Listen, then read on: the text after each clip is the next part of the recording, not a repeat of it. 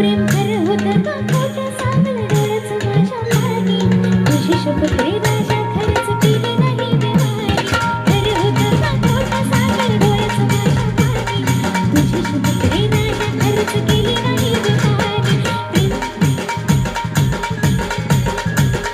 तुझी शपथ रे राजा खरंच केली नाही देवानी। जोरदार टाळ्या झाला पाहिजे मंडळी।